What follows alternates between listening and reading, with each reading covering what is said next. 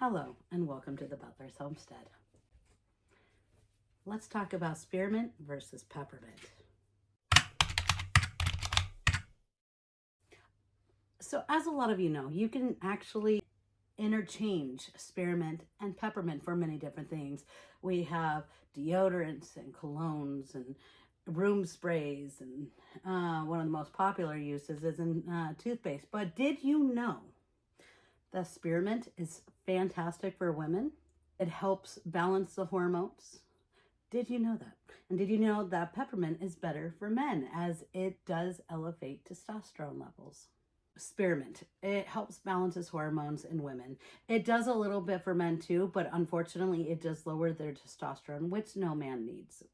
And so it helps balance the hormones in women. It has anti-androgen properties. I can never say that word. And that literally just means it reduces testosterone levels. There are very few men that actually have high testosterone. So I was suggesting away from spearmint if you are a man, because there's an epidemic going around where all these men are low on testosterone. And I have no idea why. We are going to figure it out. It's probably diet. It's probably the processed food. It's probably lack of exercise. You know, here we are. It does support digestion, just like peppermint does. It helps with bloating. It helps with gas. It helps with nausea. It's great for nausea.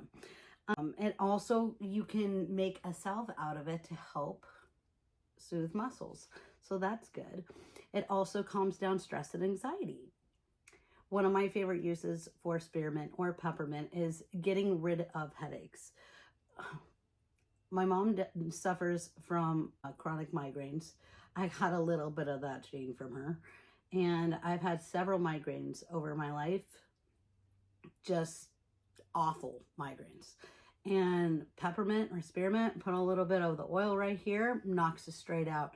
Have a little bit of the tea, gets rid of most of it. So if you don't have peppermint oil and you just have peppermint leaves or spearmint leaves, it actually knocks out your headaches or at least lessens them. I will actually very soon be making a salve with spearmint in it in order to relax my muscles. Currently, I have a pinched nerve. I get them chronically. I have one probably like once a month. This one's really bad, so don't mind me slouching. But I will be making a salve for that, so that way I don't have to buy Icy Hot or any of those other things. As you know, menthol actually comes from mint. So hey, the thing that spearmint does is it boosts memory and focus, and it has many antimicrobial properties. I can't say that word. If it's sciencey words, I apologize. They're big, and I am dyslexic.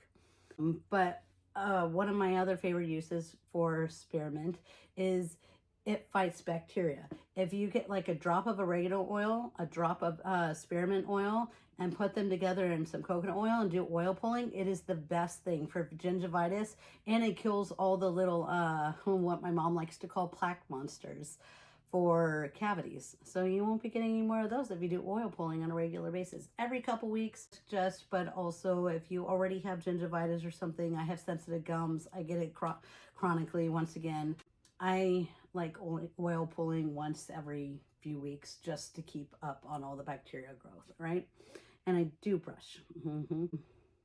You can either have it fresh or dried. I have the spearmint right here. I get this stuff from Frontier Co-op or Mountain Rose Herbs. They are both fantastic companies. They are organic, and most of it is kosher as well. They have quite high standards for kosher, so that is lovely to know. And then I have my peppermint.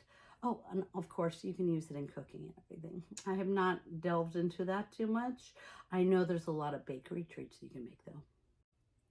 Let's talk about peppermint. Just like spearmint, it eases digestive issues. It helps with headaches and migraines, like I mentioned. Now, the thing that peppermint is better at than spearmint is clearing congestion. If you have peppermint and you have bad congestion, try gargling some peppermint. Try having the tea, one of those things, because it actually does really help with congestion. Or even just smelling it, it'll clear the nasal passages. If you know, you know. Just like spearmint, it helps boost energy and focus. It has the antimicrobial properties. It also has antiviral, which is fantastic. If you guys have, you know, the vid or a flu or whatever, go ahead and get yourself some peppermint tea. It'll help kill that virus. So let's talk about the difference.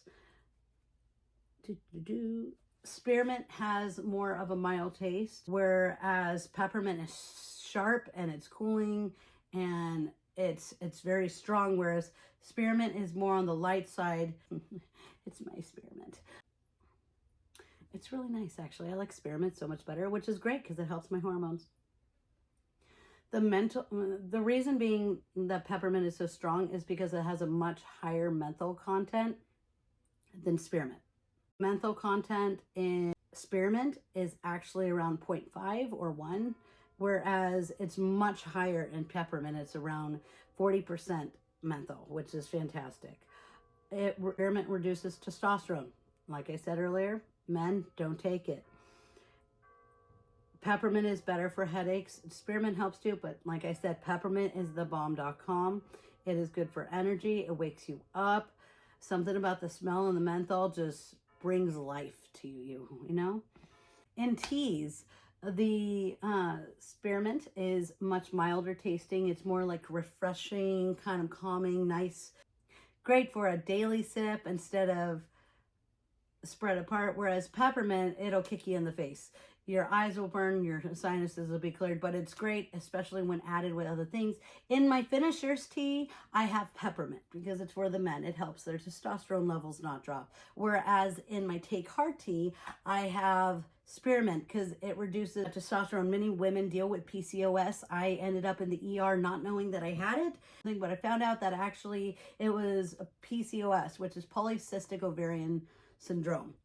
And it was awful. I thought my appendix had burst. I took 8 hours in the ER. By the time at the end of it, the doctor was like, yeah, you have PCOS. It was just a pop cyst.